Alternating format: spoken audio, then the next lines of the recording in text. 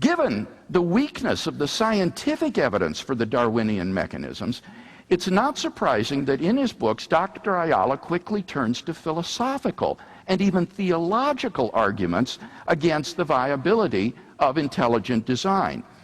In doing so, however, I think that he makes a fundamental confusion between science and theology. Let me explain. Professor Ayala's most important argument against the viability of a design inference in biology, which I wish he had presented in his opening speech, is that organisms exhibit certain design flaws and cruel behaviors which exclude their being designed by an all-powerful, all-good God. Now, this is a classic theological problem known as theodicy. Volumes have been written about it.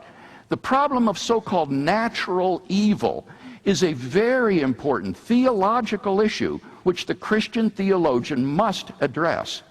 But for that very reason, it is not relevant to the scientific question of whether a design inference is justified in biology.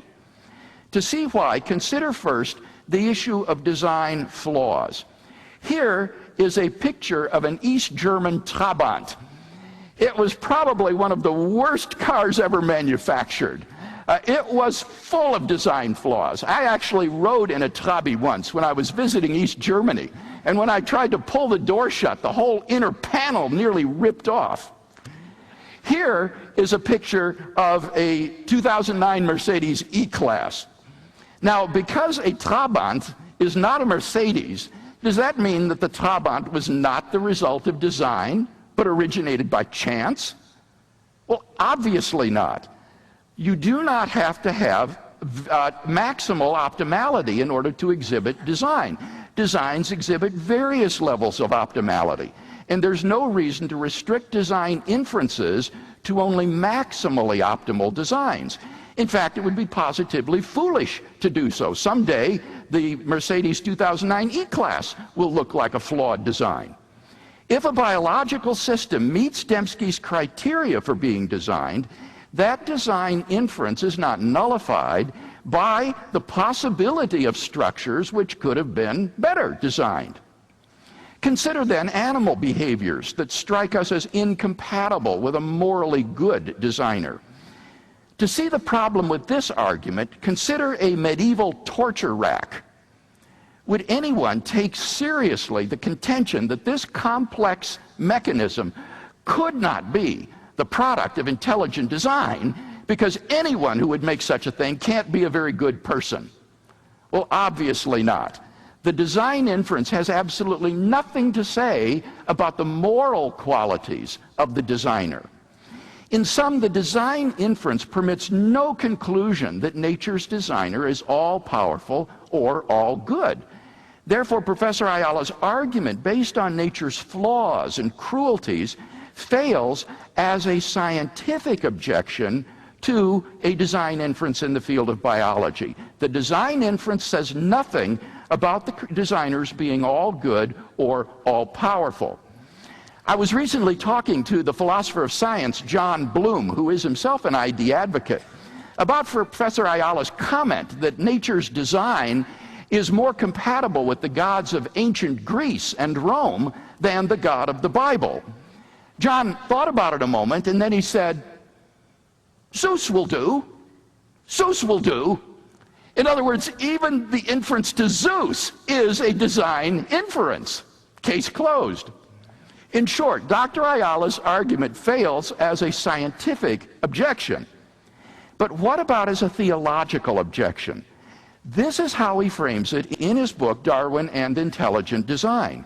He writes, intelligent design implies attributes of God that are incompatible with Christianity. Attributes of God that are incompatible with the God of Christianity. Now here Dr. Ayala is claiming that the designer posited by the scientific inference can't be the God of the Bible.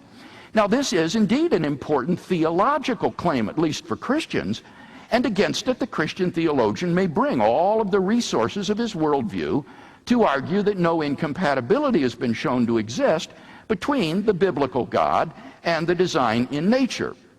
So, suppose, for example, that the Christian theologian responds to this objection by saying that God could have independent reasons for designing a world with less than optimal structures in it.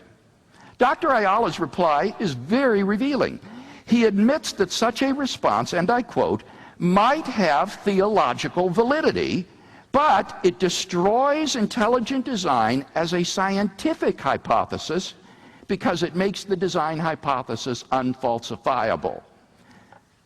But wait a minute. It was no part of the design hypothesis that the designer is all-powerful and all-good. So denying those attributes to the designer would do nothing to falsify the design hypothesis. Rather, the way to invalidate a design inference in biology is to show that the two criteria for inferring design have not been met. By raising instead theological objections to the design inference, Dr. Ayala is confusing science with theology.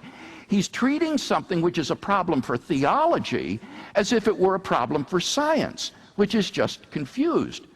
So where does that leave Dr. Ayala's objection? Well, as a scientific objection, it's irrelevant. As a theological objection, he admits it's soluble. So his objection is either irrelevant or soluble, which is just to say it's not a problem. Now, there's a great deal more that I would like to say about the theological problem of natural evil, which time won't permit. Perhaps I'll be able to say something more about it in my next speech. But for now, I think we can conclude that the case against the viability of intelligent design has yet to be made. In order to show that a design inference based on biological systems cannot be justifiably made, Dr. Ayala needs to show us that the Darwinian mechanisms are sufficient to account for the evolution of all life forms from a common ancestor. That involves an extraordinary extrapolation which requires more than the weak evidence offered thus far. Theological objections to ID, however interesting and important for theology, are simply irrelevant to the hypothesis of intelligent design. So, in his next speech, I want to invite Dr. Ayala to come and share with us the evidence for that extraordinary extrapolation that lies at the heart of this debate.